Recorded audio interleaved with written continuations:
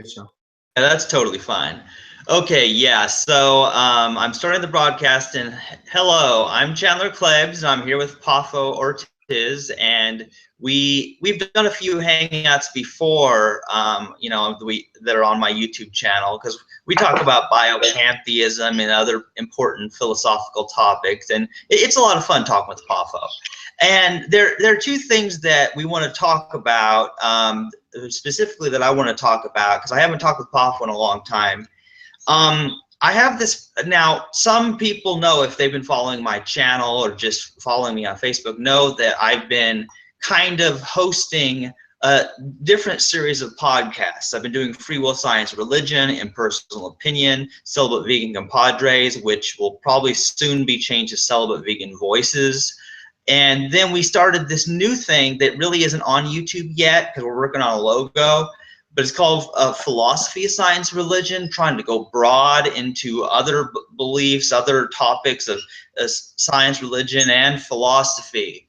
And it's interesting. I mean, it is interesting. But there are just a few things that have gone wrong recently, and some things that I think I'm doing wrong. See, okay, for one Don't thing, be so hard on I'm a yourself, Tanner. Don't be so yeah, hard on okay, yourself. I wouldn't say it's gone wrong. It's a learning experience, you know? yeah, It's it is a trial and error. learning You learn. experience, and I think it's been good for me, Pafo. I really think it's been good for me. Talking with these people who I disagree with, I think I do pretty well a lot of the time. But there are a few topics that once in a while can set me off, and then I may get kind of combative. Like I go straight from being passive, where other people interrupt me and I let them, and I just walk all over me and I never get a voice in, or I turn all hostile and aggressive and go on the offense when I get emotional, and then I end up offending people and apologizing later. Or just like I just kind of sent an apology to about some things I said in a previous email to George, because here's the thing. We look, the ideals that I have for the podcast, like with the Impersonal Opinion podcast, I talk about not taking our opinions personally, but I'm not well at that all the time. And and of course I've been promoting this powerful truth that nobody has a free will, because everything we think, say, and do is caused by prior events that we had no control over. So like, I don't blame anybody on the deep fundamental level saying that they could have chosen to do otherwise, but I get frustrated with people, and I have these times when I'm so disgusted with the human race that this is where the anti-natalist sentiments come from, that you and I share, as does Trick. Like the suffering humans bring about is so great to both other humans and other animals that's why we should stop reproducing. That's how I view it. But I can get emotional, and I get emotion. I've been emotional a few times with Trick over the abortion topic. But then our most recent thing that I just published a few minutes ago was episode 4 of Philosophy, Science, and Religion.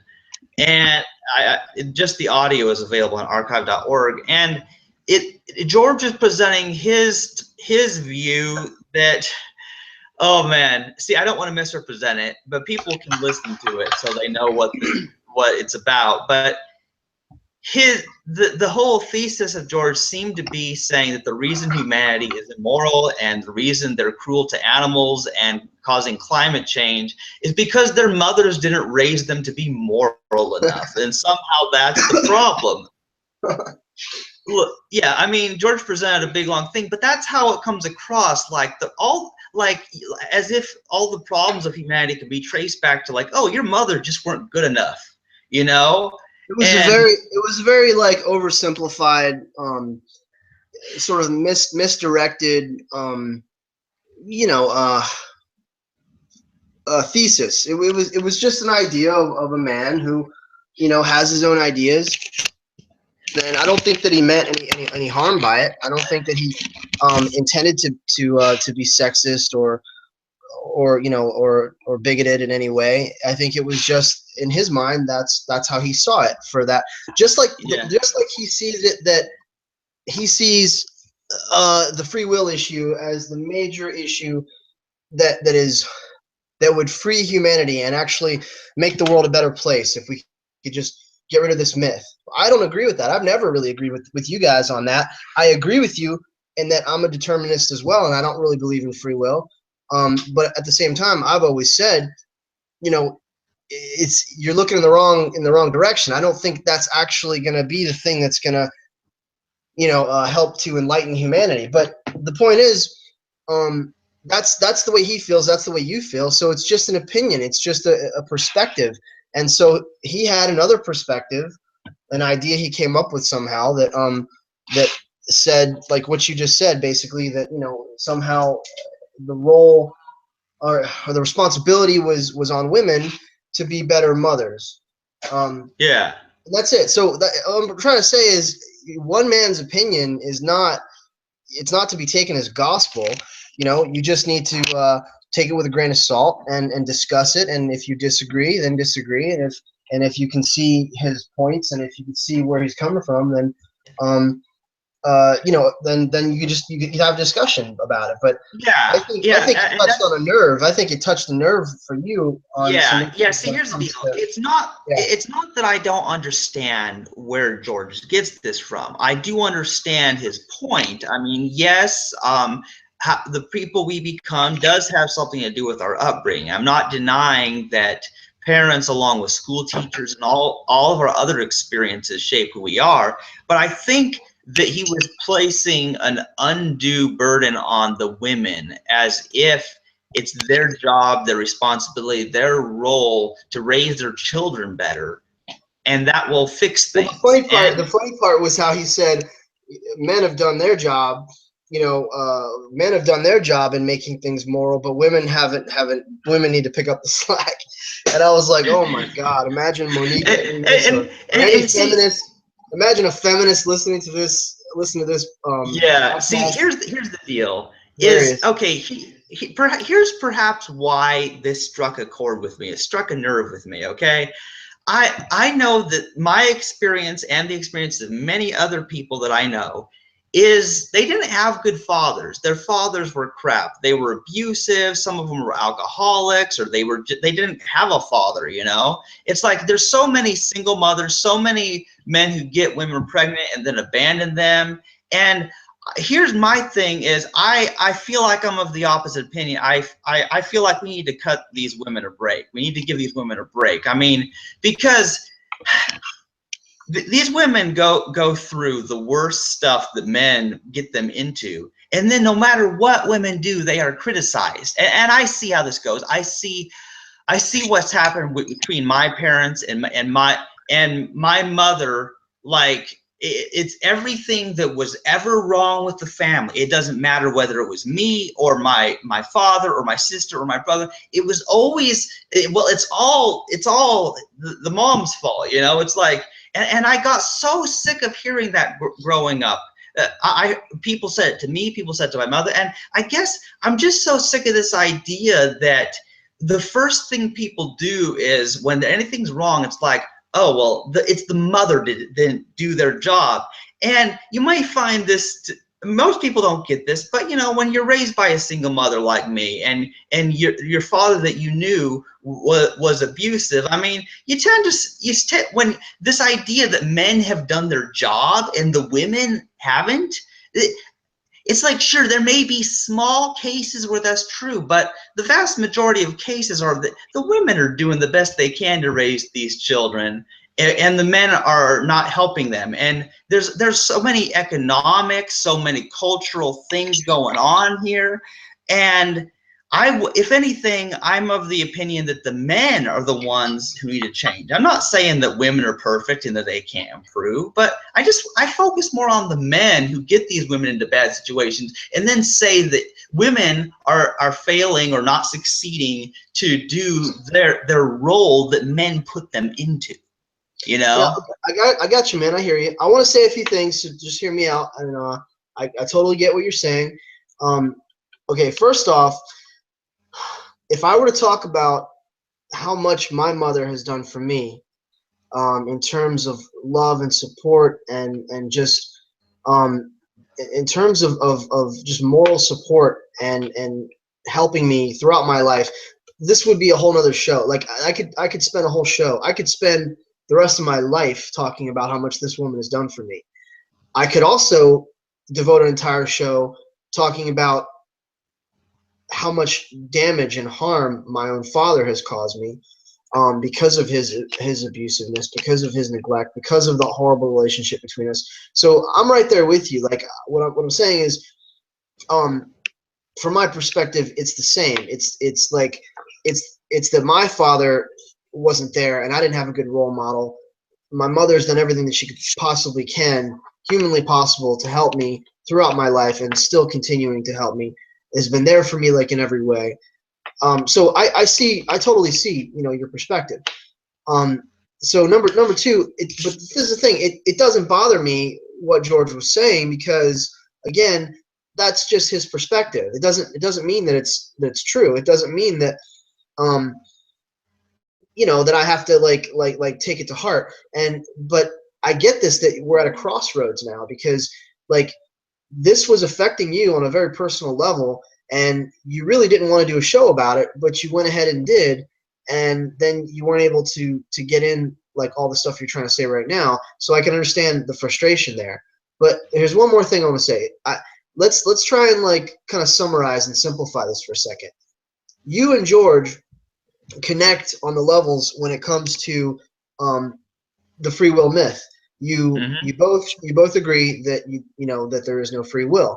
You connect on many levels ethically. You have like specific things in common, and you're both kind of geared toward the same solutions, the same outlook. Sort of philosophically, you can accept and understand his pantheism, um, but when it came to this, you just disagreed with them. So basically, it's like you guys connected on all these other ways, and then when it came to this, you just disagreed. And the real frustration came not just because of what he was saying, Chandler, but because you didn't really have a voice, because you weren't really able to say what you wanted to say, and Yeah. you were too passive about it. So you gotta really look at it for what it is. If George is wrong, that's fine. But what really bothered you is that you weren't able to say what you wanted to say, and basically your show ended up going in a direction you didn't want it to go, I think. And Yeah. Yeah, so all I'm trying basically. to say is this has more to do with you and your assertiveness and your being passive than the opinion of a gentleman who has many opinions that we might agree with, we might not agree with. You see what I'm trying to say? So Yeah, it's more about the control factor of letting people kind of take the reins when it could go a different direction if you were more assertive. That's all yeah, I'm and saying. see, of course, I meant to let George present his case. Obviously, it was his topic that he proposed, and he did the introduction all. But I guess what I felt like is that because I didn't get to speak my objection in there adequately, and I don't think anybody did. It's not just me, but I don't think anybody really got to say all they wanted to say. Oh yeah, yeah. It Although was, I it was think that pretty much I think that Trick and you actually covered a few points that I would have said if I had had the chance. right, But I right. guess it's almost like because George was able to do so much talking with very little opposition to his idea, it's almost like what he says stands as the No, but truth we all because opposed it. Did you not hear? We all opposed it. Every one of us was like opposing it. I, yeah, I want to say something though, Chandler. All of this could have been taken care of before the show started. You understand? It's like that show didn't. It never had to happen. Like you let it happen. Like this could have been something you discussed with him in emails or in your preliminary discussion before the podcast started. So everything you're talking about could have been like nipped in the butt right before it ever happened, and we could have just gone a different direction. I don't think George would have been offended. I don't know, maybe you know him better than I do. Like would he have been like, well, that's bullshit, like would he have pulled rank or something and tried to pull some leverage and say, you know, you have to let me talk about this because you owe me or something? Like, I don't think that would have happened. Really, would Yeah, it? see, it's kind of weird because George's personality is one where it seems like he requires everyone to agree with him, or otherwise it's because they're too stupid to understand his views. That's how I he don't know. comes No, I don't think across. so. Not necessarily. Not necessarily. I mean, everything I get from him. I mean, he's very reasonable. He asks questions. He listens to me. Do you realize that when I start talking, he listens. He's quiet, and then he'll ask me questions, and I can steer the discussion in a different direction. He's just got a very he's got an inquiring mind, and he's very thoughtful, and he's very philosophical, and he's very intelligent. But you know, he may have some biases. He may have some underlying prejudices, or he just may be misinformed. I think yesterday is just a case of being misinformed. It's like me saying all the problems in the world are because of the Jews. Now, I'm not anti-Semitic, but really, if you think about it, you know, like the Jews and the Rockefellers, and they're running Wall Street, you know, and they're the ones who have taken over, and maybe who knows, the Holocaust, maybe it was exaggerated. Now, those are very what's the word, inflammatory kind of statements that will really raise some raise some triggers in people. But the point Right, is, and I people could would talk react. about it and that's just my opinion. So Yeah, what I'm saying is, so he just had some opinions, you know. I don't necessarily. What I'm trying to say is, let me simplify this. I don't think that he's an unreasonable man. If you would have just spoken with him ahead of time and said, I don't want to go in this direction, I don't agree with you, and I don't feel comfortable having a show about this because because this is a very personal subject to me. Like that's all. yeah, and I think it could have been avoided. I yeah, think and it could have gone a different direction. yeah, and see, here's the thing is, I guess I didn't realize how personal it was to me, and I didn't realize that I was that uncomfortable with doing it. Because, see, yeah, that would have been better. I admit that would have been a lot better if I had just, opted out from the conversation, because I just, because I can't, when it's about a topic that I'm that passionate about, I don't think I can talk calmly about it. I get very emotional. I get very upset. And I think that it could have just been dealt with before, off air. It could have just been dealt with off air. That's all. yeah, And you guys, why don't you guys talk about it, discuss it, off air, like just like we're doing right now, yeah, or over the phone or something, and then just say, listen, I from now on, I think I'm gonna take a little more. I'm gonna be a little more aggressive, and I'm gonna take a little more. I'm gonna, you know, I would like to sort of monitor and screen and sort of direct and guide the show a little bit more, because I've been very passive. I'm a very passive, tolerant, easygoing guy. You know, you are. So, like, just say I think I'm going to just be a little more assertive, and if I don't really agree with the topic, or I don't want to have a show about it, I'm going to let you know. And then you're either going to be a part of my show, or you're not going to be a part of my show. It's that simple. Either you're yeah, going to agree with me, yeah, or you can go have your own discussion somewhere else. And right, yeah, that's not being rude or demanding or anything, man. Like, that's just, you have the right. I've said this to you since I met you, Chandler. It's your show. You have the right, man. well, see, and Like make here's it the whatever weird, you want it to be. see, here's the weird thing about it, Poffo, is I certainly don't view it as my show, because my idea of Maybe what you my should. show would be. And here's the deal. The reason I say that it's not my show is because I consider my show to be when I'm just recording something, me talking alone on YouTube, when it's just about me and my opinions. But I feel like I want to be fair. I want to give everyone a chance to speak their mind, but then I kind of cut myself short and like put all of them above me. And that's what I've been doing wrong all this time. Have you not given George his say? How many episodes? How many episodes have you guys done together? Have you not given Mitch and Jamie and WSD and who else? Who am I forgetting? And Trick. Have you Yeah. not given them a voice and a platform? You've given me, just in the last like 6 months, you've given me more, more opportunity to speak and talk than anyone ever has, like in this Oh kind of yeah. Yeah, see, and this it's medium. true. I mean, they've had their chance. George has had his chance to tell us that God is the universe over and over, and and then Mitch with his morality thing and all these different things, you know. But yeah, I guess it's like there's comes a time when I need to say, hey guys, this is my turn. I need to actually say something here, you know. No, no, And no, no, no, not while it's not after the show's already started. Before the show starts, you say, "This is the topic. This is what it's going to be about, and we're going to talk about this." And if we get off topic, I'm going to steer it back. I'm going to steer it back to what we're supposed to be talking about. Like that's all it is. I think you're a great moderator, but you tend to be far too neutral at times when you should inject more of your voice in there because your opinion matters. Your opinion does matter, okay? As much as the yeah, rest of us. yeah, And yeah, I see go ahead. that. But what I want to say here is that I'm so afraid of becoming a bossy, domineering person. It's And impossible. I don't think you could be. You don't have it in probably you. not.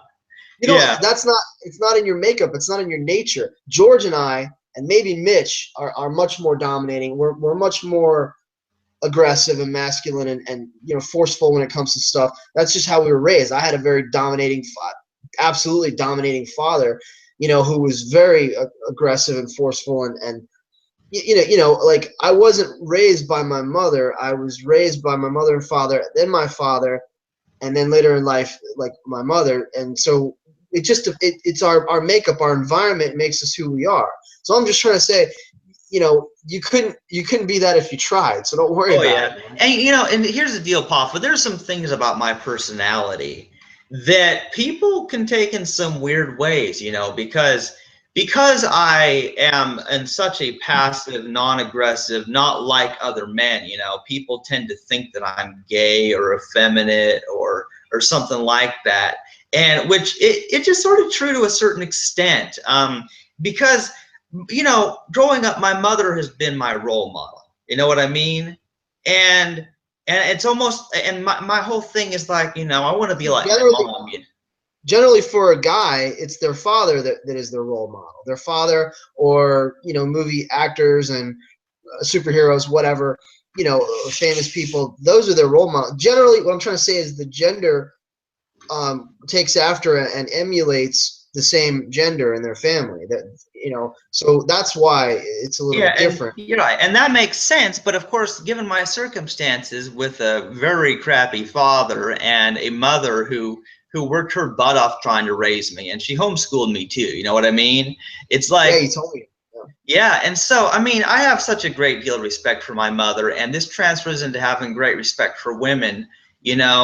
And I feel like even when other men say that they respect women, sometimes I have a hard time believing them. I have a really hard time believing them because sometimes they go off on irrelevant tangents about how pretty women are. Not that I disagree, but it's just, I don't know. I find there to be so much emphasis on how women look. But And Chandler, you're asexual, so of course you don't understand that.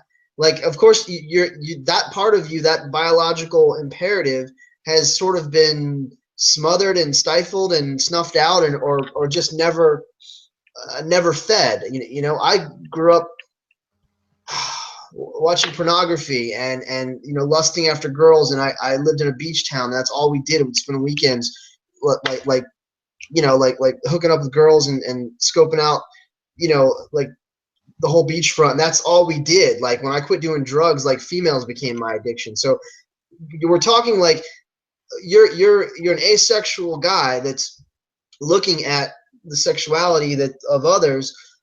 Some guys who have a healthy sexuality and others who it's been distorted and perverted and stuff. So that's where it's coming from. Like you're much more sensitive to it. You don't really understand. It doesn't compute to you. yeah, and see, here's the deal: I feel it's tough to cross that bridge between someone like you or George and someone like me, because there's such a difference at the biological level, such a huge difference in our perception of women. But I've never, you understand something? I have never. I mean, we make jokes about the unicorn thing and sort of, you have these weird idiosyncrasies and you're kind of odd in a lot of ways. But we poke fun at it. But have you noticed that I don't ever go in that direction with you when it comes to you and our relationship and stuff? I tend to focus on the areas where we agree and the more important issues of ethics and morality and humanity and philosophy and psychology. And like, I've always kind of made it a point to say, yeah, I get that. I don't even want to know why he's celibate. I care more about, the stuff that he's saying over here. This is what's important to me. And we have a lot in common, and I have a lot of respect for him. See what I'm saying?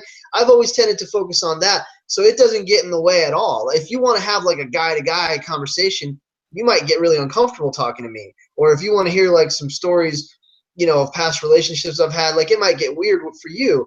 But I'm not gonna. We don't need to do that, because our bond is reason to really.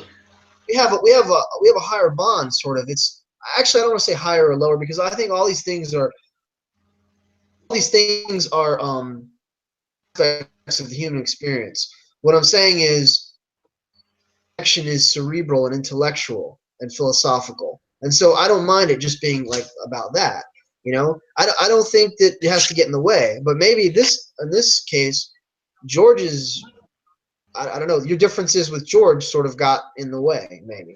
Yeah, and it's weird because, see, now here's the deal. There are some key important things that I share with you and a lot of the co-hosts. A lot of us, we want to make a better world. We want a world with less pain and suffering. A lot of us advocate veganism. That's cool. I mean, I know that everybody is not everybody is going to be the celibate, asexual, My Little Pony watching guy that I am. I understand not everybody's going to be like me, but I have a hard time relating to people because they are very different than me, because I'm a weird one, and I know it. So yeah, I mean, and I guess I have such a hard time understanding where people are coming from that I may have misinterpreted George. I may be misinterpreting it, but at the same time, I just, with certain topics, I feel like there's this urge that rises up in me to defend the women of the world like they're being attacked. It comes across that way to me. If you brought up Native Americans, okay? And then the plight of the Native Americans and what went on as they were colonized and how their culture was completely decimated and deconstructed. If you brought up child abuse or pedophilia or my history, growing up as a child, like any of the shit that I've been through, if you bring up like animal cruelty or these are things that I absolutely, or if you brought up Christianity, if you talked about the church, if you started talking about the tortures and the horrors that went on in medieval Europe, from the Inquisition and what pagans have gone through and how they've suffered at the hands of the Roman Church. Okay, I would get emotional and passionate, and you'd see like the fire in my eyes, and you'd see like, I would have energy and I would have strength, and there'd be like this, I would be in this mode, okay? And that's what happens just when, it hits the soft spots. It's issues that either we know a lot about, that we're very highly educated in, or things that are very personal to us, the things we've personally experienced and gone through. And so we all have our causes. We all have our the things that we fight for. If we talk about animal agriculture, the meat, egg, and dairy industry, and talk about the abuses. I was just forwarding these videos to somebody today about wool and how horrible they treat the sheep and what they do to them, and bullfights and rodeos. You get me talking about that stuff, okay? I'll get angry. I'll get very passionate. I'll get very intense. So this is just who we are, man. Yeah, there's nothing wrong with that. Those are just our specialties. Those are the causes that we're fighting for. Yeah, I mean, and I understand that. And so, like, I realized that, I don't need to feel bad about feeling the way I feel, about these No, not at things. all.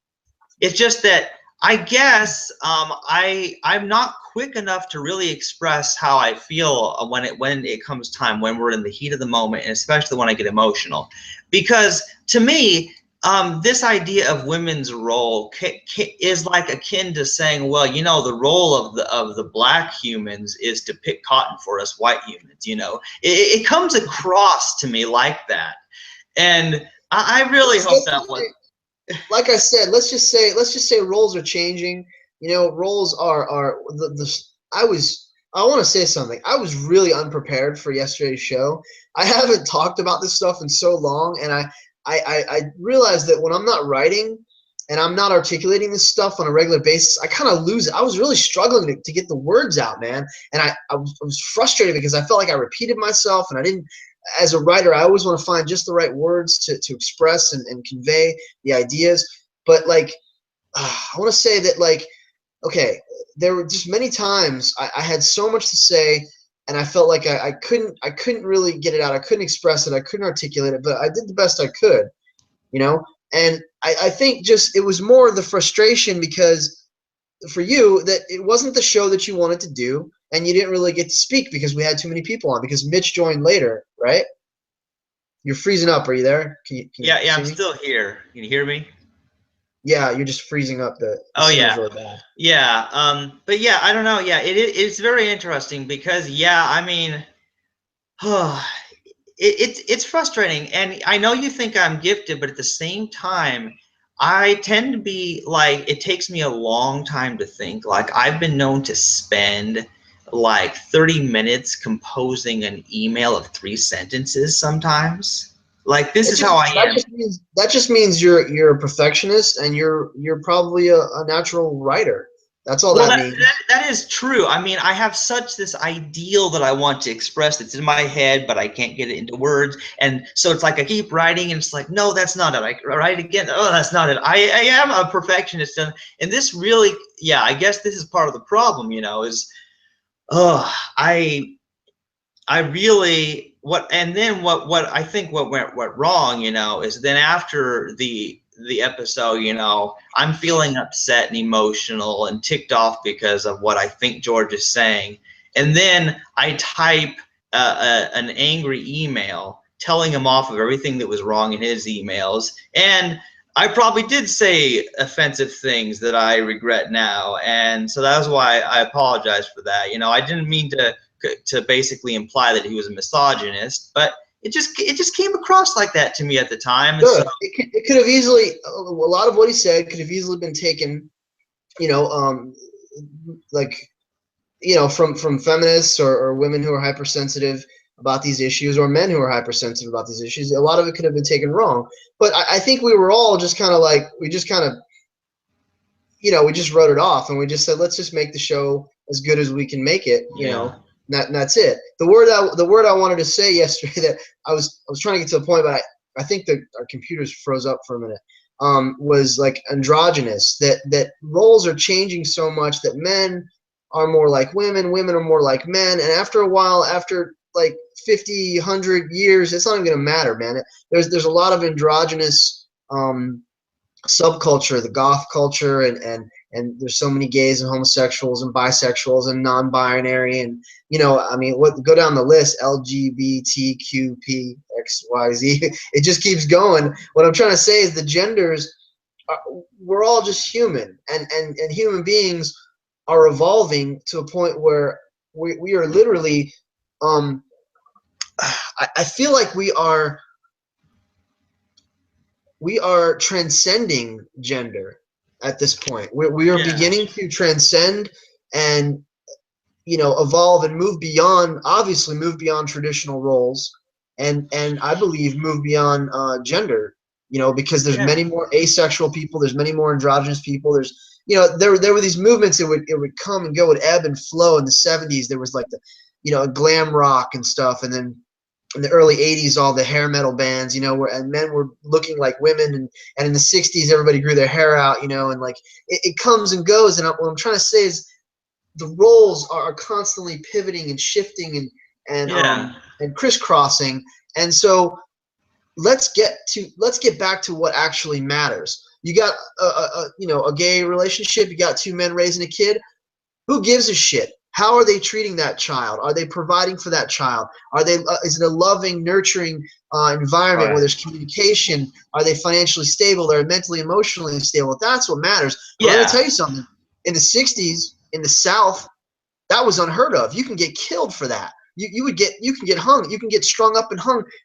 Go all the way back, and Hitler like wanting to burn homosexuals and the Jews. So we are evolving, and like this is where it's going. Where this is what I was trying to say yesterday. Was the point I was trying to make was that like what really matters is on a more universal scale, love, compassion, empathy, um, you Yeah. know, consideration, respect, and these universal things that bind us all, our biology and our needs and stuff like that. That's what should be discussed, not going backwards. I said, I told him, I said, George, this is kind of like we're treating the symptoms, and I feel like this is an antiquated conversation that like Yeah. we're Yeah. beyond all this now. So Yeah, let's see, talk about here's what I would yeah. say is I feel like George is presenting it as if these roles were passed down to men and women by nature, and so it's like it's not Well, just these things. originally they were Yeah, because of our biology,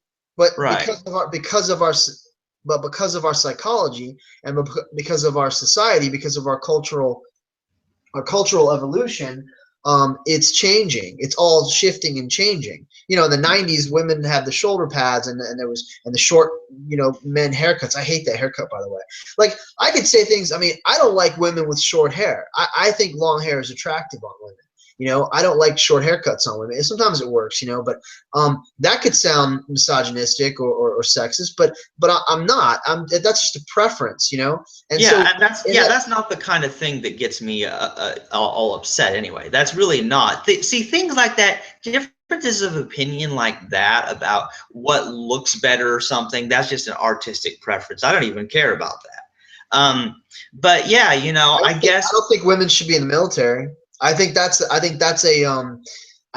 pushback and a striving for equality that is just unnecessary. I mean, I don't support the military at all. I don't support right. Yeah, men same here. or women, fighting in wars for corporations and for resources and for oil, and it's all Yeah. lies and Yeah, misconceptions and anyway. see, But so I have my what I gotta views. say, well, I Go have ahead. to say this, please. Yeah, shoot. In the quest for equality, women have unfortunately started adopting the negative traits, the negative behaviors of men, and think that they Right. can be as mean as the men and kill people in wars Sure. like the men. And I find it to be a very downhill approach. That's not good for women or And anybody. they do it, and you got a lot of really you got a lot of really macho women who are very aggressive and who have taken on that persona and that role and stuff, whether they're heterosexual or homosexual or whatever, and they want to prove themselves, and I think it's unnecessary. I think it's all that's again, it's that pendulum effect. We got to find that balance, where women are good at specific things generally, but it can't be as a rule, because depending on the woman, I'm cleaner than my girlfriend. I clean more, and I do dishes. I cook more than she does. You know what I'm trying to say? Like that. It just depends on on the individual. Like the idea of roles. That's a general kind of rule that is sort of dissipating. Depending on each individual circumstance and each individual person, so that you just can't put people in those roles. Let people be whatever they are, whatever they're good at, wherever their strengths are, wherever they're, and let men and women complement each other. And Yeah. it's but that the patriarchy is what we're trying to get away from, because it's caused so much harm. And I don't think Yeah. women should rule the world either. I don't think women and the feminine, the divine feminine, needs to come back, and men need to. It's all about balance, man. Like Yeah. men Yeah. I shouldn't be think subservient to women, and women shouldn't be subservient to men. We should be complementing each other and working together. We should be working together. That's all. Yeah, definitely. Sharing responsibilities. Everybody needs to do whatever job they're actually good at. You know, people have different talents. I mean, Exactly. it's like, and there, you know, there have been these traditional ideas that it's a woman's job to cook and to clean and have a bunch of kids, and I mean, and there's a lot of women who just don't feel that way, who are not going to get into that, you know, and so it's like, I think the main point that you and I and Trick share is that yes, the roles are changing. These roles don't have to be what they were historically in nature. I'm not denying that historically there were certain roles men and women fell into because it may have provided a survival advantage. But I feel like the idea that we should put them in those roles today, or try to say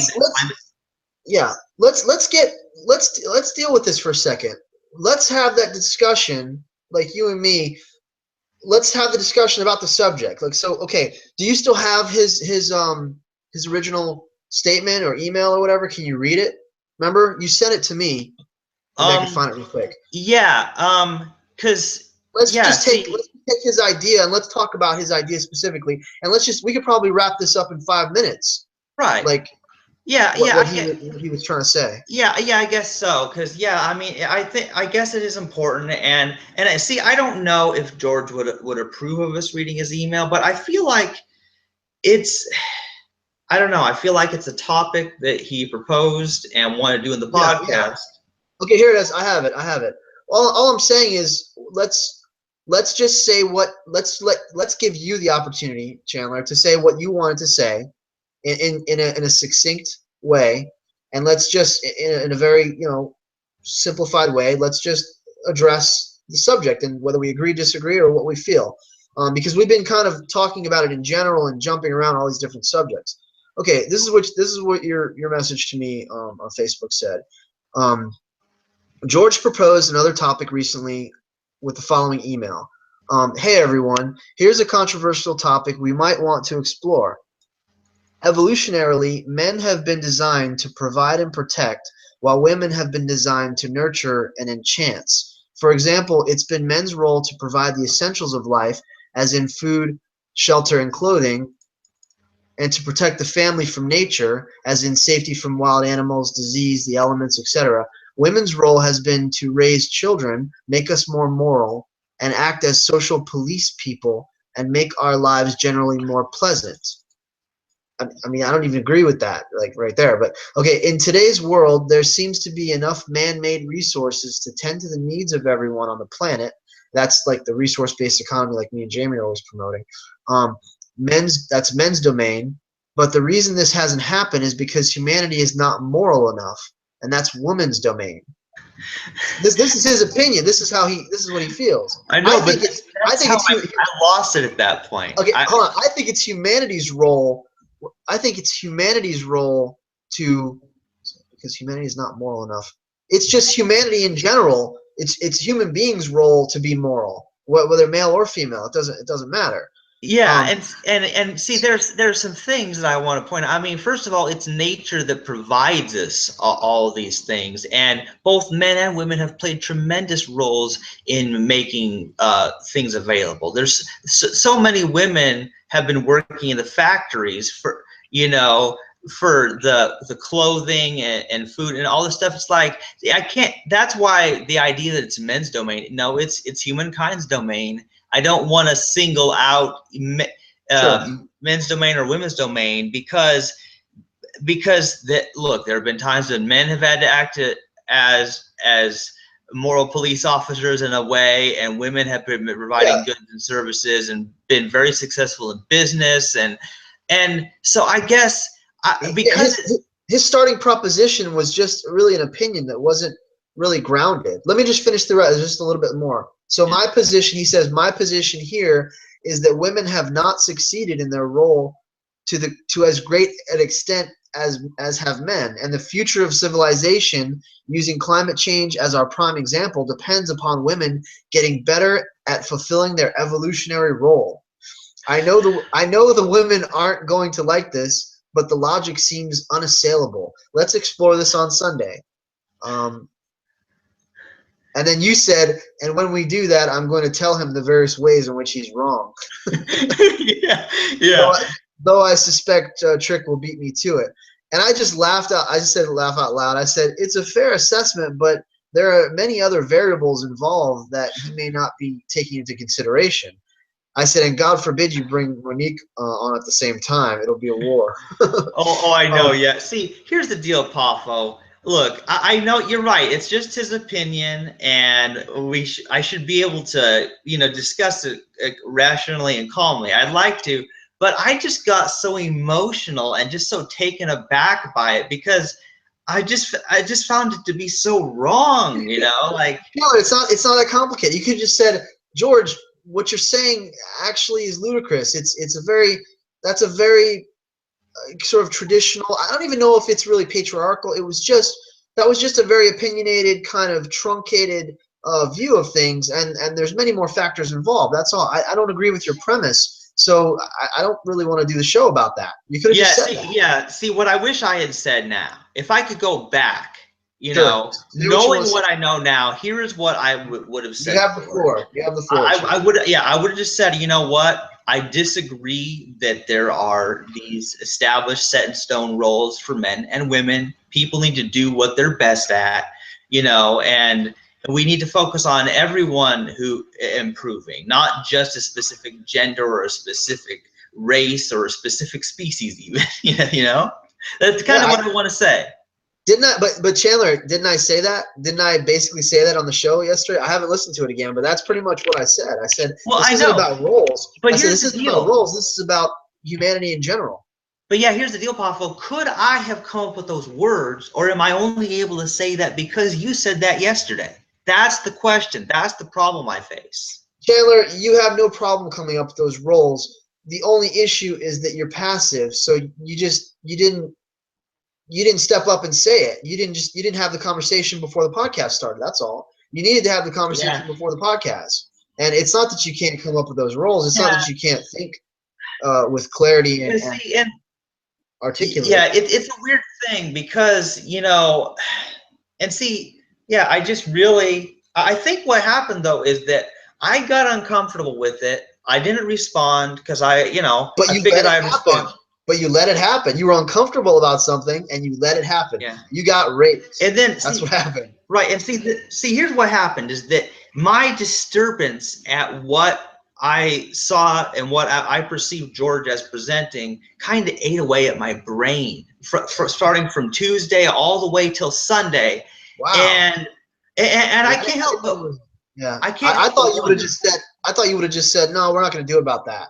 That's a crazy idea. It doesn't make sense. Nobody agrees. We're not going to do the show about that. I thought that's what would have happened. But that's why I was like, man, we are doing it about that? I was like, what a lame subject. Remember? I was like, what a lame topic. Yeah, that's right. In the Skype chat. Whatever. Yeah. I was like, we'll make it work, whatever. Yeah, I don't know, man. Yeah. See, that's the thing about it is, but see, here's one thing I want to point out. And I do hope that George listens to what we're doing now because it'll, I think what helps here, Poffo, is you're calming me down. You're calming me down because I get emotional about these things. And with you calming me down, it allows me to express myself in a way that I couldn't to George at the time. And here's what I think. I suppose if I hadn't ever read the emails and then I had just heard it for the first time, the way George was presenting it in the episode, perhaps I might not have taken it as bad, but I had already developed a prejudice, a preconception of what he was presenting that was in, and I think that's what a lot of what was wrong. And you're saying that it was festering all week. I mean, I didn't know, it was like that. Yeah, and see, there was another email too that he sent Sunday, and it just, that one got me a little upset too. about saving your dick-driven defenses of women for the podcast. He said some. What? Oh yeah. Okay, man. I guess I'll just have to read it. I mean, I don't know what. We don't have to make this hangout, public. This could just be for your, for your own records, for your own posterity or whatever. Well, I don't know. Yeah, see, that's the thing is, of course, yeah, I mean, I could always change to be private later on because it'll be uploaded as public at start, but I could make it private. But at the same time, I do feel like this, I want this to be public, and here's why, Papa, because I'm expressing some difficulties I have, and you're providing me some useful advice on how to be assertive here, you know? And so, I mean, there's going to come times here where people are going to say things that get me emotional. And see, I honestly question, man, you know, like I question, like, am I really cut out to be the host of like this show when there's going to come times when I may react badly emotionally and I may not be listening. Chandler, I may be you're too missing hard on something. yourself. Stop. You're too hard on yourself, man. You're a fine host. I've always said that. You're a good moderator. You just need to have a little more of you in it. That's all. A little less. Well, it's not the co-hosts and well, there's so many factors here. I mean, in terms of the show. Okay, for example, this bullshit about like typing while other people are talking and playing video games and like coughing into the microphone and sneezing and that's just got to go, man. That's just not, it's not professional. It's real simple. You say, listen, mute your mic when other people are speaking or you're not going to be a part of the show anymore. I mean, nothing personal, but it's not professional. It's very distracting. I mean, how many times did George have to like, get upset on that last episode because the typing. It was Jamie or it was WFC or whatever. And this is just a simple thing that can be rectified very simply. You just say you mute your mic. Okay, you don't play video games. You don't have music playing while a show. This is like a radio show, like you're on the air. Okay, like this is my show. I care about it. We're investing a lot in this. So if you're not going to respect the other people talking, if you're just not going to respect the format, then please, like find someplace else to discuss your ideas. Or Yeah. very simply say, I don't want you on the show anymore until you can learn to be respectful, until you can learn sort of Yeah. the common etiquette that's required here. That's all it is. All you got to do Yeah. is make one statement. Don't write in an email. You talk to them like this, and you just say, look, man, this stuff, it's not, I mean, nothing personal. It's kind of funny sometimes, but really it's more distracting. And we're trying to Yeah. make And this a I actually professional did show. have a talk. Yesterday I did have a talk with them, reminding them to, so unless they're going to be saying something, because we don't want the video game noises or typing and distracted, because we did have a really. I don't understand like the mentality that like you're on a when I do the show, okay? I shut the door. I make sure my cat is out of the room. I don't have anything else going on because I know it's important to me. Like I sit there at the computer. Sometimes I think I'm too close to the mic. I need to like step back a little bit. But it's I just have that. I just have that mentality. But this isn't like a casual thing that you should be doing other things at the same time while you're on air. While if you have other stuff going on, if you're busy, then just don't be a part of the show, or just if you want to listen in, keep your mic muted, and that's it. It's that simple. I mean, unless we're having some kind of technical problems there. I Right. don't know, at the beginning of the show, at the beginning of this, I had my soundbar plugged in, okay, and then I realized that there's probably going to be a reverb and it's going to echo and stuff, so I unplugged it right away. I hope there's no issues with that. But remember in the beginning when I was the one kind of making a lot of noise and I wasn't aware of sort of the background noise and stuff like that, and then I learned, and now every podcast I mute when I'm not talking, and then I unmute it when I speak. And it's just common sense, man.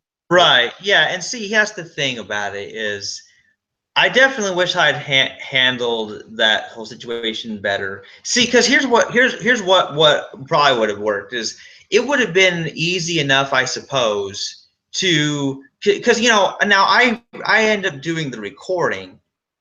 I have to speak. I could just it could have been so in a way where I'm not even introduced in the name list, so that it's just George and the other guys, and because I feel like there are certain things, and I think that in the future what I'm going to do is, when it comes to the abortion topic, when it comes to women's roles, certain topics that I've learned that I tend to be really sensitive I'm just going to say, guys, I'm opting out of this one, because this is one of those topics I can't talk about without getting. Chandler, what do you want the show to be about? If you don't want that to be discussed on your show, then just say, we're not going to talk about politics. We're not going to talk about abortion.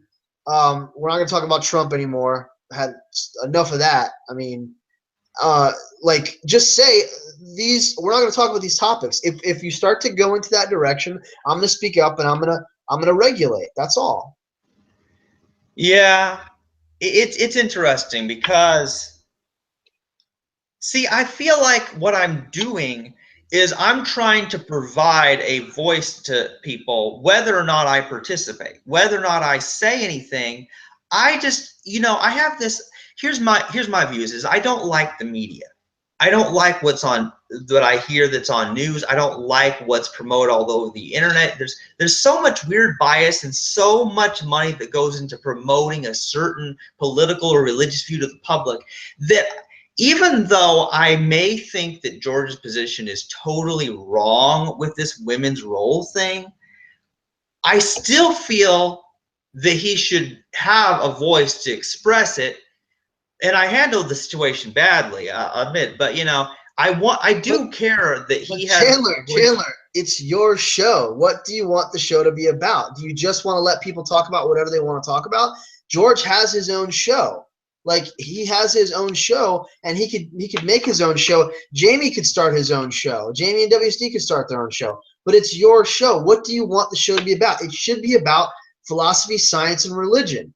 And you and I and Trick and everybody else and Jamie and WSD and George, we can talk about that stuff, okay? But like, we shouldn't be soapboxing. And I've been very careful. I've tried really hard to not soapbox on your show, when it comes to biopantheism and my philosophy and stuff. I can't help it that everything gravitates toward that direction for me, because it's my belief system.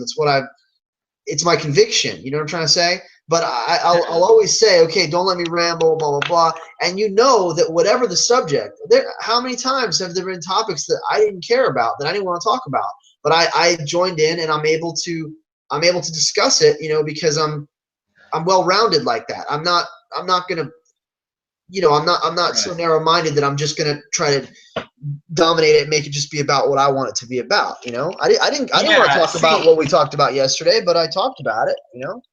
Yeah. See, I guess that's it. I mean, because I suppose, yeah. I mean, I could do that. It's like, hey, here's topics I want to talk about.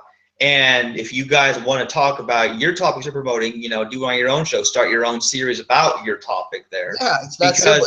It's not being an asshole. It's about focus and direction.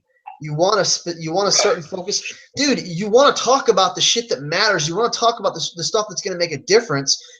Do you know when they got into that? Okay, when Mitch and Trick got into the semantics yesterday, that was this over philosophical. What's the word? Almost like an obsessive fixation on stuff that's just meaningless. It wasn't going anywhere. And I said it a few times. I don't know if it came through, but I said we're trapped in this philosophical quagmire right now, and I really like to take it in a different direction, because that's the point. Is that, like, that's where you step in and you say, guys, this isn't going anywhere. Let's get back on point. Let's get back on topic. And you could speak up and say that more. But a few key things, Chandler, and here's my advice to you. You can't have that many co-hosts on the show at the same time. You can't have, I would say you should not have more than three or four at most. Because after that, it just gets chaotic. And it's not even about personalities. It's not even about anybody being dominant or trying to monopolize the time. It's that literally we can't see when the other person is starting to talk like we can right now. So, like, because it's just audio, we keep talking into each other at the same time. So yeah. That's just a practical thing, is you just really literally can't have more than 4 people on at a time in order to have a meaningful conversation, in order to have a progressive dialogue where everyone's voice is heard and it's coherent. it just can't work with that many people. So that right there will eliminate half of the problems. If you say, okay, we're only going to have 3, we're only going to have 4 people at a time from now on, Yeah. just to avoid the chaos. No offense. If you want to do a show, we'll do a show in the middle of the week, or if you want to come on next week, fine. But this is who's here now, and if you want to listen in, fine. But we can't have more than 4 people speaking at a time. It's too much. Yeah, I see. Yeah, and I mean, what's the worst that could happen, really? If I want to say, okay, here's what direction I want to take it in, and I want to limit it to 4 co-hosts. If I do that, the worst possible thing that I suppose could happen is people like, oh, I don't like it, I'm out. I mean, it could happen. I mean, tough shit. Then you're out. Then there's the door. I mean, well, yeah, if anyone and gets if mad that about it, happens, if anyone gets mad about it, they're going to be like, that's right. that's immature to get mad about it. Again, it's your show. Trick, if at any point you said to me, I don't want to talk about pantheism anymore. I don't want to talk about biopan. I don't believe in it. I don't think it's relevant. And I think you're trying too hard to get your opinions across. See, I'm playing devil's advocate. If I ever do that, I would want you to say it to me, and you know how I would respond? I would respect it, and I would say, okay, brother, thanks. Thanks for the time that you've given me, and I appreciate it. And if I'm on your show, I'm going to try and not bring it up anymore, because there's you have seniority in my eyes. I don't think this is an equal thing that we're all one, and we're all when it comes to this show, like this is your creation. So I'm just saying, take back the reins a little bit, at least. Yeah. And see, even it's true. even if you want to say it to me, and I'll respect that. And my point is, everyone else should respect it as well. Everyone else should have the same attitude. Here's the thing: is because of my awareness that we really are all the universe. We are all the same. We are all one. I have this sense of unity. I think I tend to apply that philosophy in a way that doesn't make sense. It's not practical when you have a lot of opinions, or just when you have a lot of people. You can't go into a crowd of people and say, we're all one, we're all united, so everybody has to share everything they have with everybody else. Well, ideally, yeah, that would be great. That's real communism, communal living. But that's not going to work, because we are living in it's dialectical monism, which means within the unity there is distinction, there is polarity. So that's okay. Like, you're over there, I'm over here. I'm not in love with unicorns like you. You're not in love with women like me. So we're different, but we're the when you put it like that, it sounds hilarious. But we're the same. We're still flesh and blood, man. We're still the same DNA. We still have the same ancestor, Australopithecus. However many, was it 35,000 years ago? In Africa. And then the Fertile Crescent, like, our ancestor was the same early hominid. We are all genetically basically brothers and sisters, but you have a completely different set of experiences, and your personality is different, and I'm over here and I have a different, and I could be an asshole, I could be a serial killer or a rapist, and we can't all just coexist because we have different priorities, we have different intentions. So just be a little more practical about it and say, yeah, I have a wild medley of co-hosts who are all different. I'm giving them all their say, but like, don't be naive about it. You know what I'm saying? Like, you can't just, it's not just going to work. Like, any relationship takes work. It doesn't just happen. Things don't just fall into place. But as it is, I think you have the foundation. You have a really good, you got a really good thing going here, man. And it's like you got a great foundation and a lot of momentum, and you got a lot of great shows that you can refer back to. And I just think it's a good thing. It just needs to be tweaked a little bit. It just needs a little revision. Well, it is very encouraging that you say this, Pablo. I mean, because I really lack the confidence to actually do these things. I just really don't have enough confidence in my abilities of communication with people. And so, yeah, I mean, these are all great ideas. And see, here's the deal. Right now, I have a feeling George is pretty pissed at me. And I tried to apologize for for some things I said that went too far, but I still have this fundamental disagreement. But I don't know if we can work past this, because yeah, it's a little bit weird, because we do have a good thing going. We have been doing like hundreds of shows, man. I don't know how many we've got by now. It's a lot. So Chandler, take a break. Let George take a break. Okay, let him do his own thing for a while, and you do your own thing. I mean, and then come back together when things are a little more settled. And yeah, you know, you're right. There's no reason we have to throw everything together right away. I mean, no, if just we want mutual respect is all that matters here. Mutual respect. I mean, when you start to talk, I quiet down, and you know, and when I talk, you quiet down. And that's all it is, man. That's all it takes. You know, it's just mutual respect. And right. I'm saying all the co-hosts should have that. Yeah, maybe what we all need really, me and George and all the hosts really, we really need to take some time off and really think about where our priorities lie. You know, because I mean, I have some ideas about where I want to take the show, but I feel like I haven't focused on that enough. I feel like I've been so focused on providing everyone a platform to just kind of do whatever, but it's Right. not focused enough. It's not Why? centered. Why don't you have a predetermined topic in mind instead of like, oh well, we just meet whenever around 4 o'clock Pacific time? Was it 7 o'clock, 8 o'clock your time, whatever? Math is it 7? About 6 or 7 your time. Yeah. So like instead of like, oh, we never have a set topic. You know, we just figure it out, you know, on the fly, and then we talk about whatever everybody agrees on. Well, that's, you know, the straight democracy doesn't work. That's why there's elected officials. That's why, you know, the electoral college was supposed to be that. You know, like a straight up democracy is every single person has their say. Well, not every single person is grounded and focused and has the best ideas. So like it can't just be a democracy, you know. Like we don't live in a democracy, by the way. Like the United States is a constitutional republic, and we have right. Another yeah. thing that may work out is if we email and say, okay, what topics are people proposing? Let's sort this out and agree before Sunday. What topic are we going to do? Chandler, you know, don't agree. You propose topics and you decide. You decide. That's the difference. You take the submissions and then you decide. It's that simple, man. I don't know. I just, why is that so weird to you? It's like I see like the gears turning in your head. Like yeah, it doesn't compute. see the very concept of me really having the final say like that. That's the way it should work. That's the way. That's how you get shit done. Look, I'm not gonna take over your show. It's your show.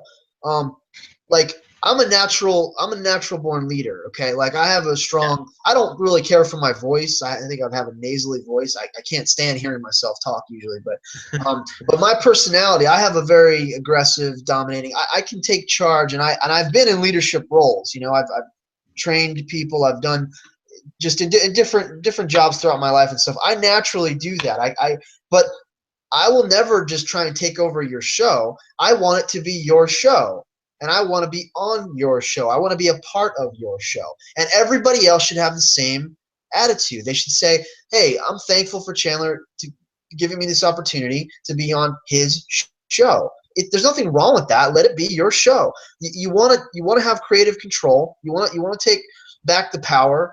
You know, like take back your power, man. That's it. Say this is my show, and you know, I'm not a Nazi. I'm not a dictator asshole. But this is the way it's got to be in order for it to work. It's just not feasible for everybody to be pushing and pulling like that, and it's frustrating to me. It's kind of weird. Yeah, we're all tearing at different corners of a cloth, and it's just tearing it apart. Really, it just doesn't work. The only difference is my cloth is the biology that unites us all.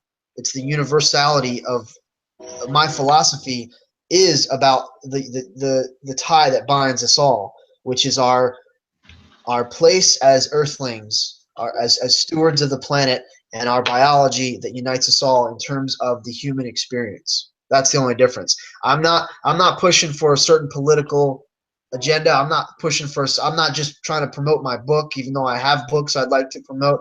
I'm saying the most important subject is how do we fix the problems that we're facing?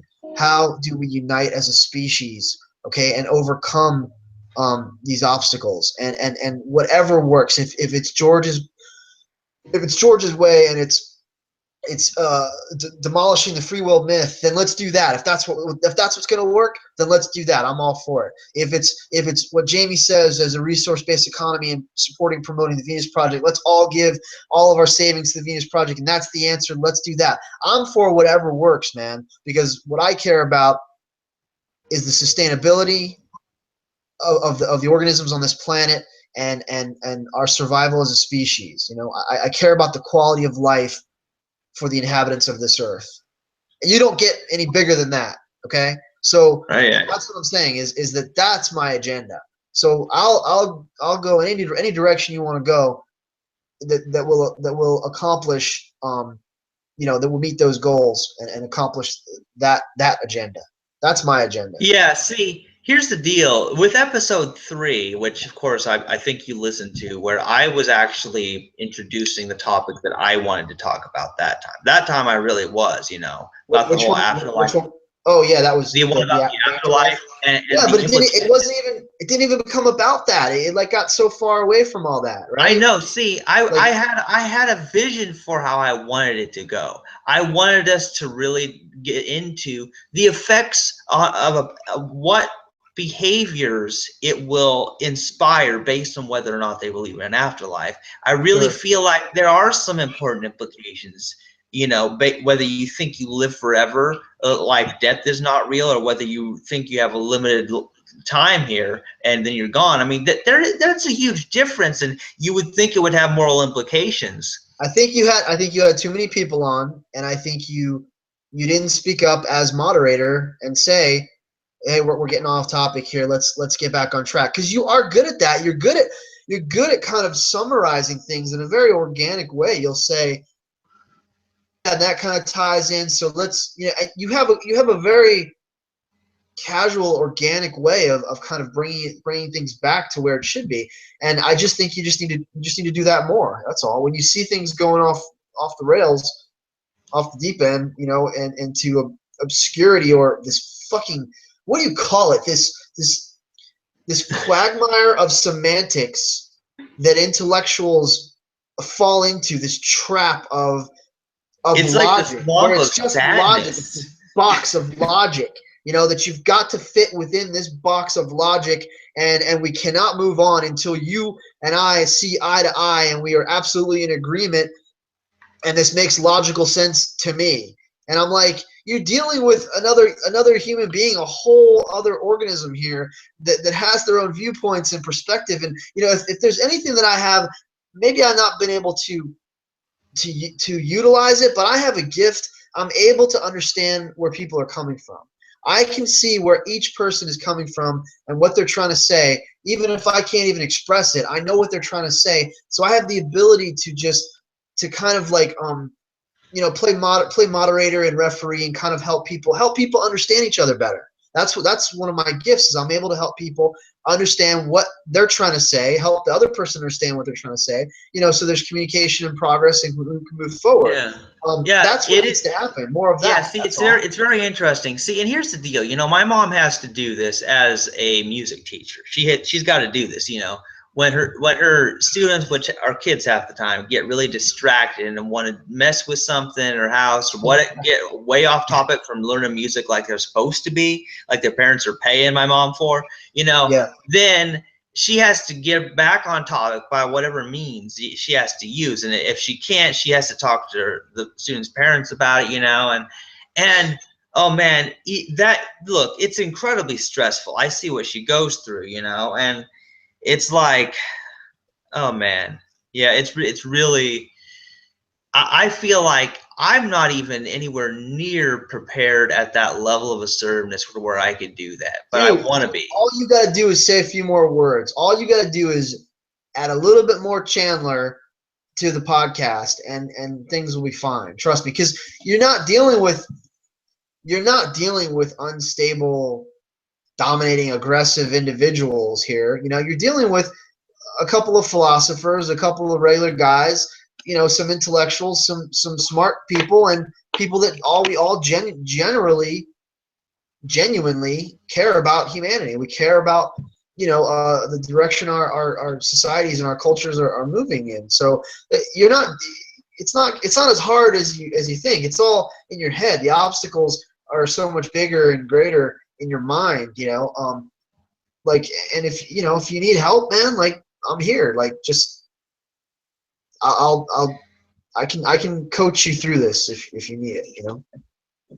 Yeah, well, thanks, Papa. It's helpful, you know, because it is very interesting, see, because I really, I don't want to do anything hasty, but I do feel like there needs to come a time where I say, you know, here's the direction I want to take this in. You know, this is the way I want to do it, and I'm not going to take the effort of recording and editing and uploading these things if I'm not even interested in the topic. That's a lot of work, man. Look, three things. Let's make this pragmatic and practical here. Three things. One, we decide the topic ahead of time, and you have the say. Basically, people submit, you know, their ideas, and you have the final word. And you say, okay, we're gonna do this is what the show is gonna be about this week. It's gonna be about this. Decide the topic ahead of time. That's it. Before you ever even get on Skype, decide ahead of time what you're doing. Okay. Two, no more than 3 or 4. No more than 4. I would say no more than 4 co-hosts at a time. That's it. No explanation necessary. It's practical and it makes sense. And 4, or look, I'm all messing up my numbers. Number 3, just chime in a little more, Chandler. Just act as moderator a little bit more and be a little more assertive during the show. Like, speak up and say what you want to say. But again, the first 2 things that I just mentioned will help the third thing, because if you know what the topic's supposed to be about, it's not going to keep veering off in these other directions. Number 2, if there's only 3 or 4 co-hosts, it's not going to be so hard to speak up and get your voice in. Okay, so that's what I'm trying to say. Is number 3, to get a little more of you in the show, do the first 2, and it'll come naturally. It'll be much more organic. The best shows that we've had were like when you and I, or me and Trick, or when the best shows are kind of like when 2 people kind of like take it and it's very engaging. And you know what I'm trying to say? It's like when we take it in a certain direction and it's only 2 people talking. Like when after a while Trick has to go, or after a while George has to go, and then like I'll end up doing the talking and then someone else will be listening, but then they'll chime in. I'm saying the best shows happen when there's only 2 or 3 people. So just keep it. That's all. Just keep it like that. Yeah, that's the thing. Yeah, there's definitely some good ideas. I mean, yeah, and that's the tricky part is, yeah, I'm going to work on saying this because, yeah, I mean, I guess there really isn't much to lose, because the worst case scenario, the guys think I'm full of crap for trying to take charge of this show and don't want to do podcasts with me anymore. Hey, I'll just do shows with you. I mean, and Monique. I know that Jamie and WSD won't have a problem with it. Okay, Jamie and WSD have to be a little more professional in terms of the audio, so that their mics are turned off. That's all. Okay, but I know that they won't have a problem with you saying any of these things. If George has a problem with it, then George needs to go. Then George needs to have his own show. I like George. I would like to converse more with George, and we do have a lot in common and stuff like that. But again, like, the course of the show, the direction of it should be decided ahead of time, and it should not be decided by other people. It should be decided by you. Other people should submit their suggestion, and you should decide what you want it to be about. That's all. What else? I don't know. I don't think Trick is very respectful. Trick and I are juxtaposed in so many ways on a certain level, and on another level, I don't mind talking to him ever. I can talk to him forever because he's respectful, because he's intelligent, you know, and because I generally agree with him about just about everything. So it's like it's really not that complicated. Like it's just a few things just to make it a little more professional and make things flow a Yeah. little more smoothly. Yeah, definitely. Yeah, that's I'm gonna work on remembering that because I mean, obviously, agreeing ahead of time what the show's going to be about really does let people prepare for it, you know, because I used to yeah, think. I mean, I used to think like, okay, this is how I always had the idea. Like, where there was going to be a subject, and then I got to go do my research, do my homework on it, and be prepared, and have like material and stuff ready to go. That's how I always saw it, as because I've listened to talk radio like almost all my life and like coast to coast and stuff like that. So I understand like the format.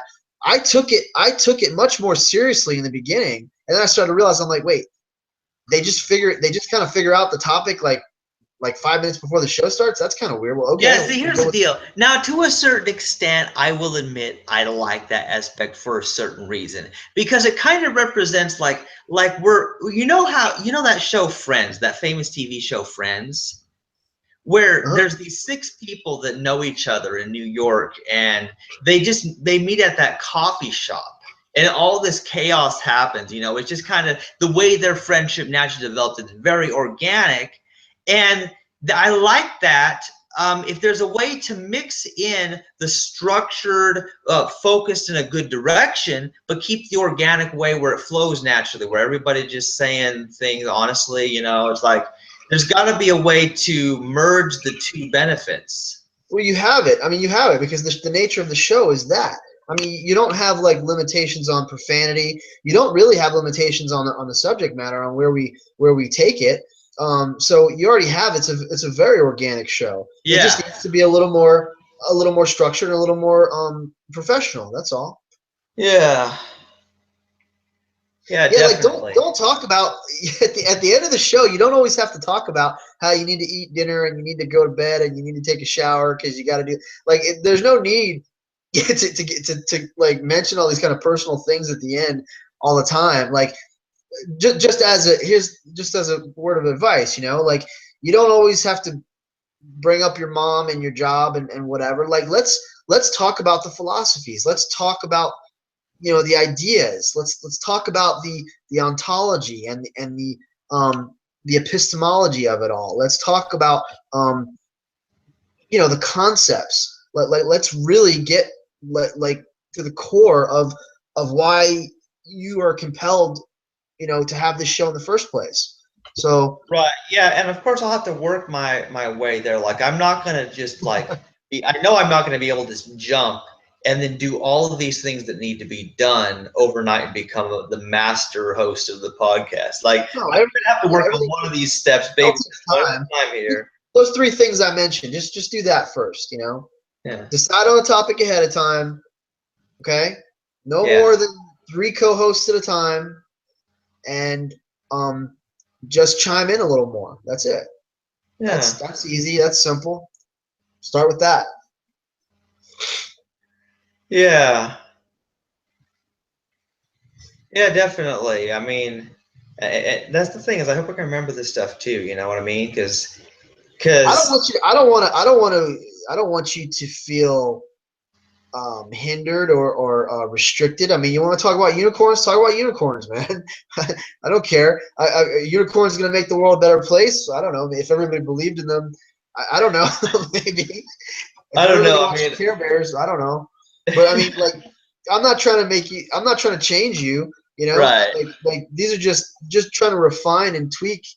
You know, the format a little bit. And just these things were obvious. These things have always been obvious to me, but I didn't know if it was my place to say. I've mentioned it to you, casually as a friend, but if you see that it's created some problems and some difficulties, and you've had some challenges, then now's the time to listen to Pafo and take my advice. Yeah, see, that's the thing is, of course, all ideas come from somewhere, and obviously, I haven't had the experience with this sort of thing really.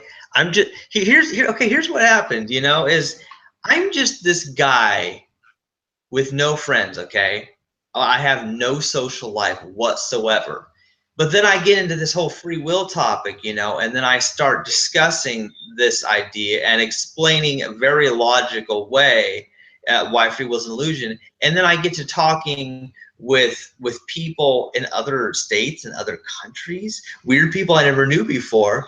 And I actually got a lot better at talking to people through this experience, you know. And so it's Yeah. like, if you I could remember you see, telling me like, that on the phone. Yeah, how you've kind of it's helped you progress, and you know some of your personal challenges. It's helped yeah. you kind of overcome that, be a better communicator, and have more Right, it's confidence and definitely stuff. been good for me because it's trained me on how to talk to people, you know. And I still find, you know, what's weird about it though is I still find it difficult. Like, I feel like in an ideal world where everybody was already perfect, you know, and there were no problems, there was no animal cruelty, there was no sexism, no racism, no wars, no problems in the world. Do you know what I'd be doing?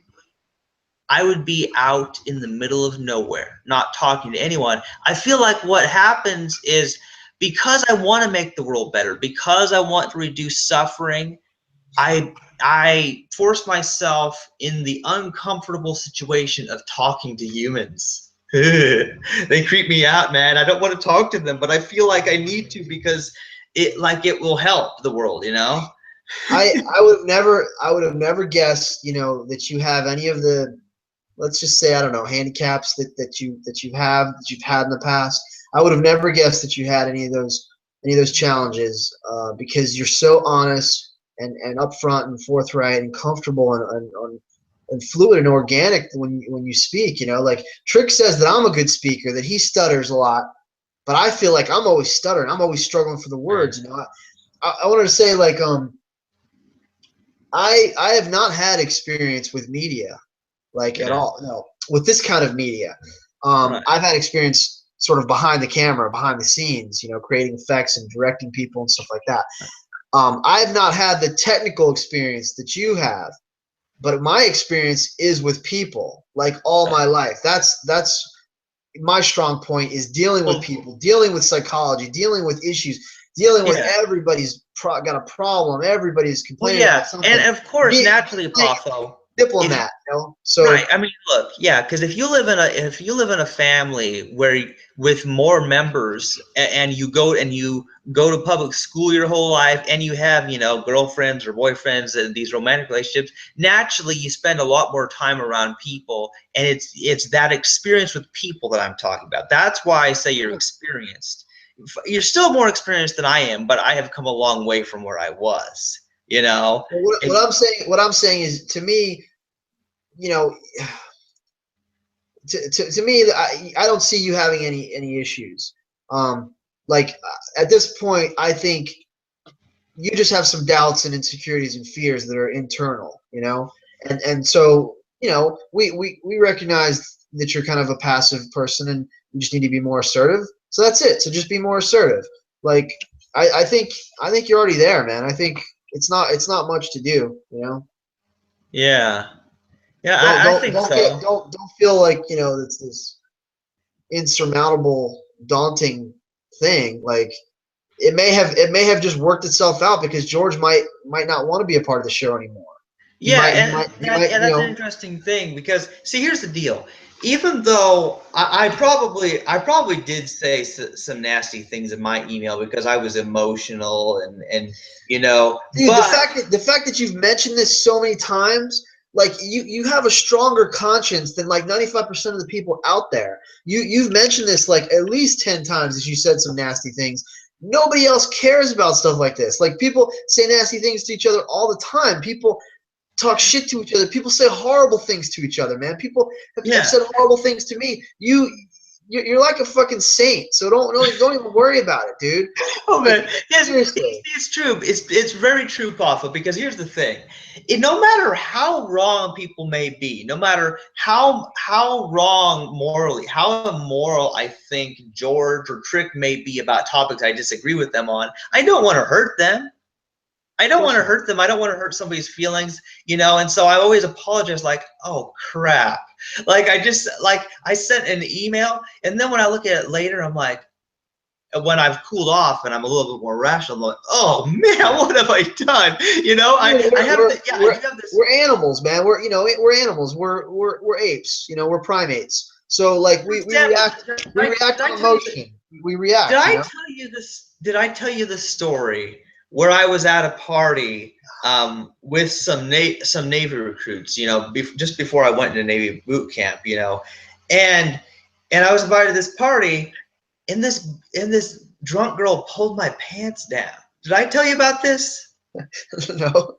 Sounds okay. awesome. I got to tell you.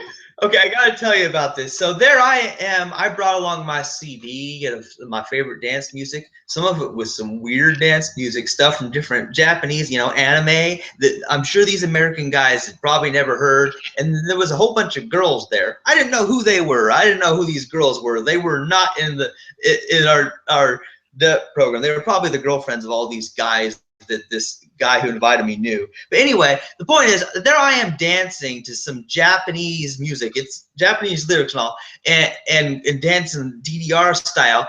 And behind me, somebody is pulling my shorts off of me, okay? I turned around and slapped. I didn't care what it was. I felt like I was being attacked, and I turned around and slapped this girl right in the face who was pulling my shorts off. You know, you felt violated, and you turn around and slapped her. I mean, yeah. I guess I would have pulled my pants up. First thing I would have done, and then I just would have been like, you know, what the hell, like. But you saying you reacted like really emotionally violently. Yes. I felt like I was being attacked. I didn't know what was behind me, but I turned around and slapped it. And then she slapped me. And then what happened? And then you guys ended up, and then you went to bed together, and then you ended up dating. No. Now here's the deal. If I had been a heterosexual, yes, that's probably what would have happened. But but here's the deal. Okay, so after that, I I'm freaking out, and I told Brady, I'm feeling uncomfortable. I think I'm gonna go home. And he says, well, I've been drinking. I don't think I can drive you home, and so I'm like, okay, I'll walk. and I apologized to the girl for slapping her, but I got out of there and walked all the way home. Wait, you felt uncomfortable because everybody saw your wang, or because like you got into a fight with a girl? Which one? What happened? I think maybe both. Wait, were you drunk? Were you drunk though? No, I was the only one in that place who wasn't drunk. Oh, okay. Oh man, my experiences, man, dude. Okay, look, dude, I'm such a straight edge. Okay, you know what I mean? I am such a dude that I have this moral compass here where I don't want to do anything wrong. I don't want to hurt anybody. So even if I slap someone in self-defense, I still apologize for it because I still am sad that I hurt them. You know, and I have this whole thing about not drinking, not smoking, not having sex, and not eating animals. And I have this whole thing where I don't want to cause any harm. And when I do, I am so upset, you know? And honestly, look, I mean, it causes me problems in certain ways because people perceive me as being, you know, this self-righteous, arrogant, religious person, which I'm not, you know. But at the same time, I have to say, I wish more people were like me. I wish more people were like me and that they really cared about whether or not they hurt people, you know? You're a good person, man. That's all it comes down to. And yeah, I wish there were more people out there like you. Yeah. What can I say? Yeah, like whatever it is you're not good at, Chandler, you just need to do more of. If you're not good at talking to people, if you're not good at talking to girls, if you're not good at expressing your feelings, or you know, whatever it might be, just take on those challenges and do more of it and get more experience. You know, start small, start with little things, and just, you know, gain more knowledge and wisdom and experience in that area. That's all you gotta do. Yeah, definitely. I mean, I've come so far from And where wear I a was belt. because I Wear, remember. wear a belt so nobody can pull your pants down anymore. I said, wear a belt. Yeah. Oh I'm man. trying to think if there's something like that. If something like that ever happened to me, something embarrassing. I don't know. I'm usually even when if I drink, I'm usually really self conscious and I'm in control and I'm very aware of my environment and stuff like that. Like I'm Yeah. aware of how the level of intoxication, where I'm at. I don't ever really let myself kind of lose control. I mean, Yeah, I do. I've heard horror stories of what happens when people are drunk. Like, okay, this one guy in the Navy program, he was telling a story one time about how he got drunk and then he had sex with this 300-pound woman, and when he woke up the next day and realized what he'd done, he like flipped out, and it's like 300 pounds, huh?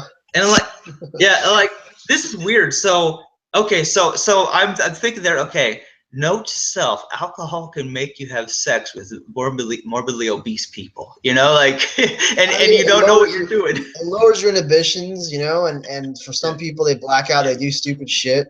I mean, for me, when I used to drink, And you know what's interesting? There is one thing I will say in that it can have is it brings people to a certain level of honesty because it takes away their inhibitions. It sure, makes them act out their innermost desires. In a right, sense, alcohol works as sort of like an honesty drug. It can work yeah, as an where those people will say things in a way almost like I do without being drunk. yeah. Let's not try and promote any more Right. alcohol use Look, and abuse, but I'm not right, promoting I hear alcohol, you. people. You might start pulling people's pants down, or you might having sex with 300-pound people. I'm not promoting alcohol, people. I mean, when I was younger, when I drank a lot, I mean, I'd get horny. I would just like, I'd want to go off and do something with whoever I was with, or find a girl to hook up with.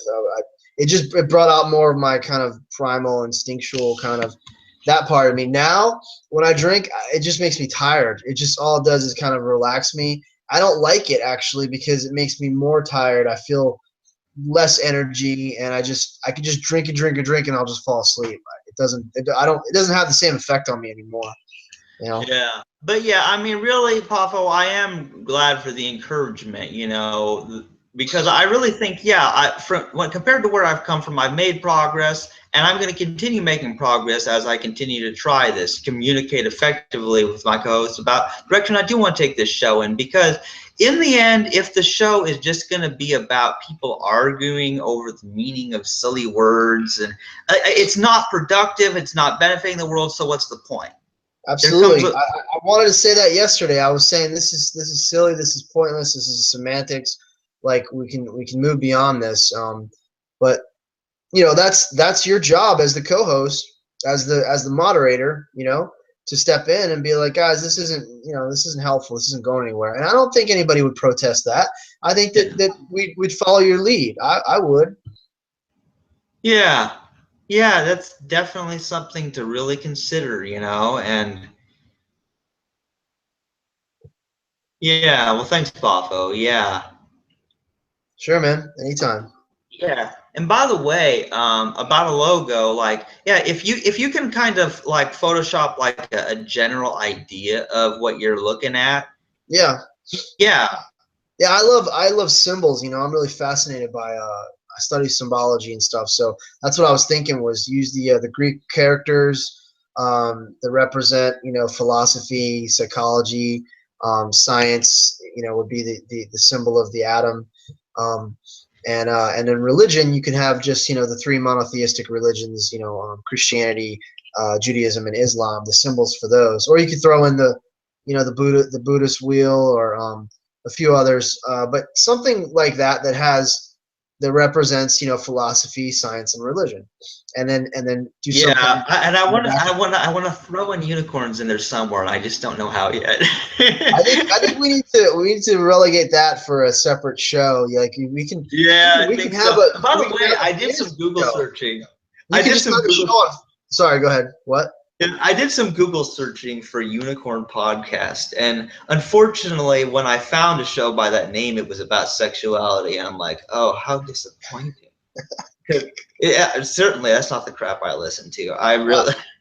Why don't you do a separate show about mythical creatures? A show about cryptids or fantasy, or maybe I've always wanted to explore this actually, like the power of fantasy and mythology, and how mythology kind of shapes our lives, and how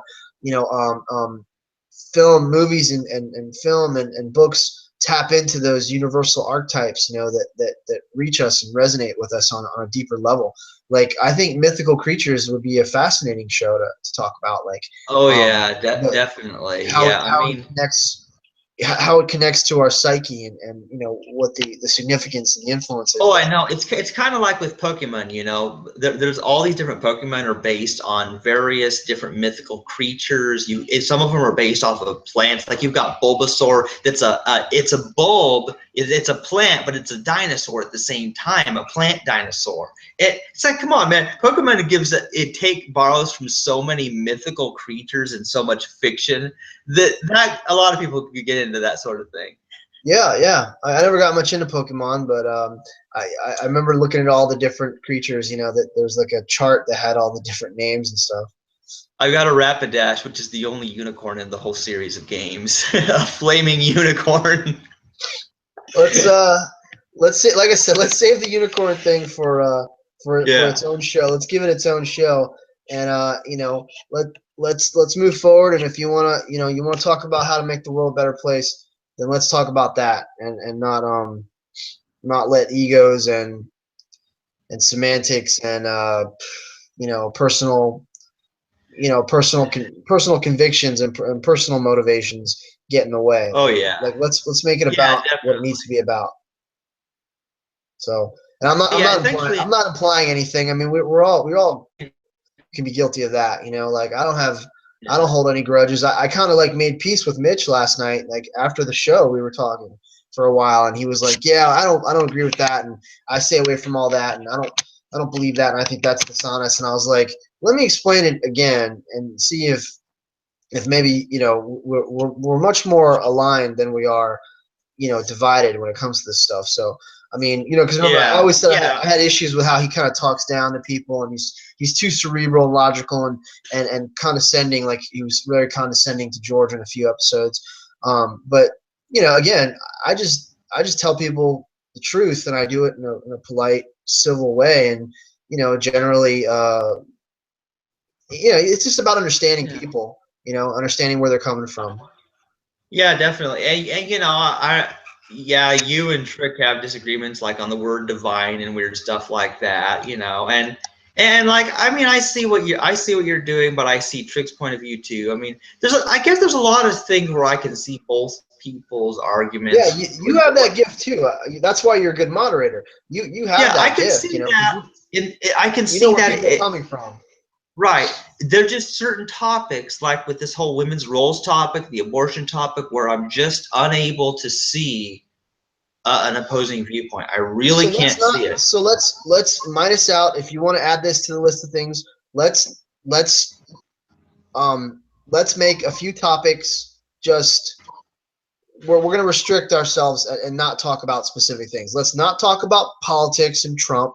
Let's not talk about abortion. And what else? Like, what is it that really gets people hung up?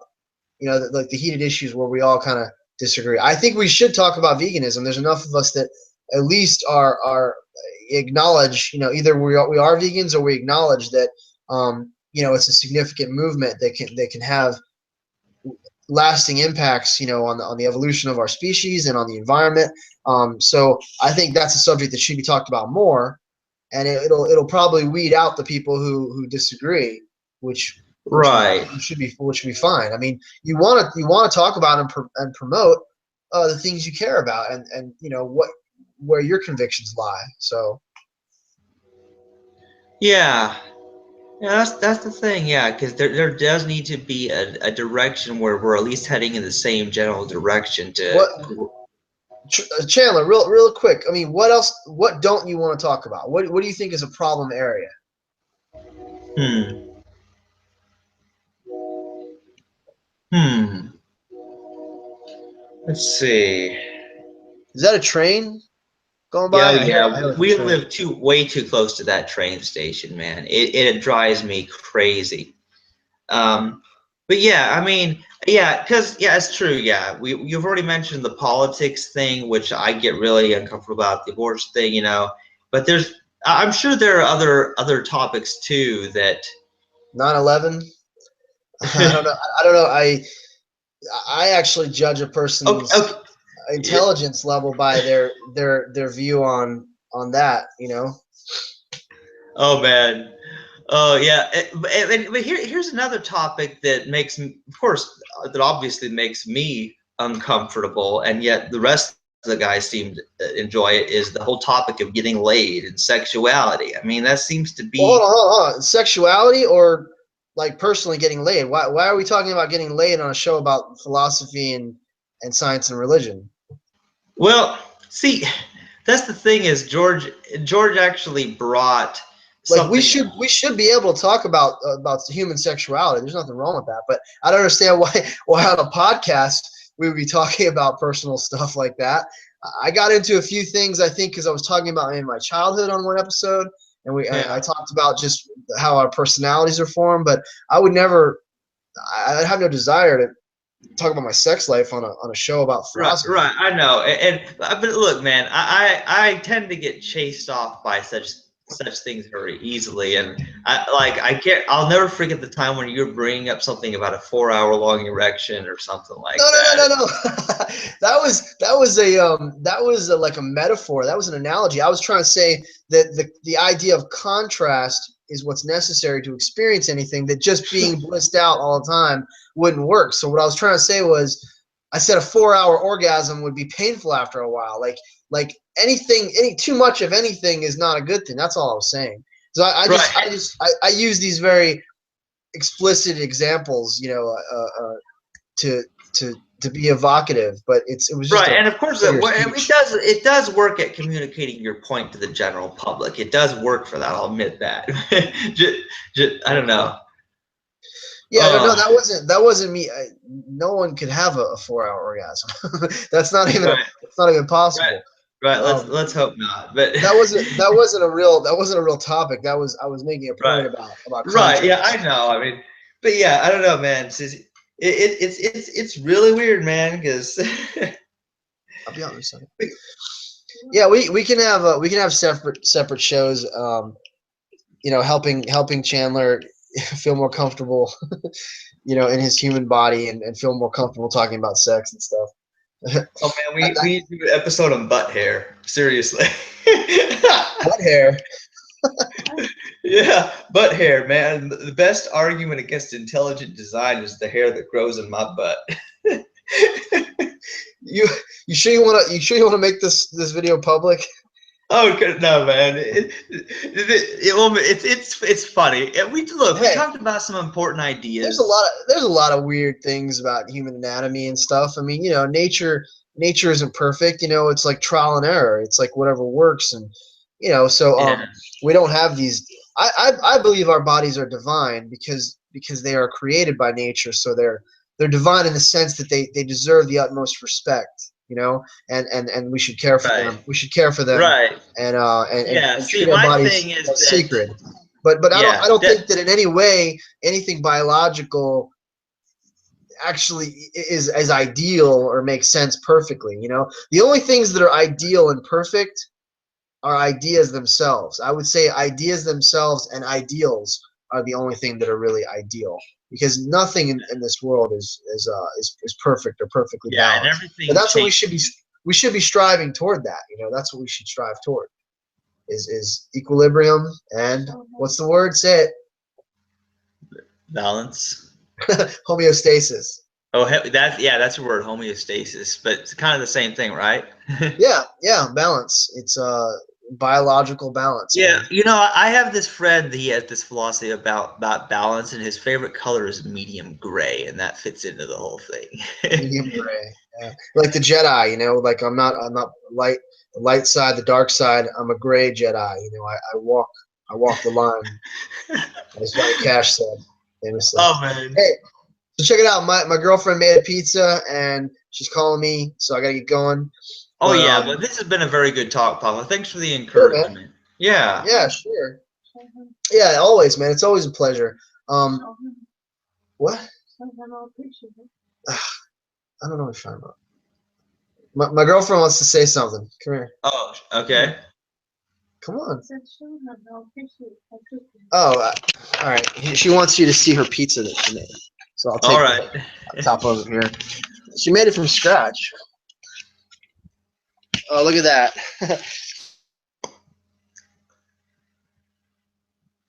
Well, what's that?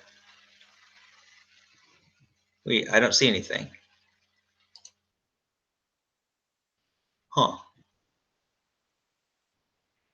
Oh, I think he went. Oh, okay. I think Pafo's gone. He went to eat the vegan pizza that his girlfriend made him. So yeah, so it's still recording technically, but I'm done talking with Pafo, and we talked about some great things. I think he did give me some good pointers about being assertive with the podcast and stuff, and it's definitely some people skills to work on. So yeah, I'm gonna think about that. Anyway, this has been Chandler Klebs and Pafo having another one of our fun talks on Google Hangouts. Hope you enjoyed. Bye.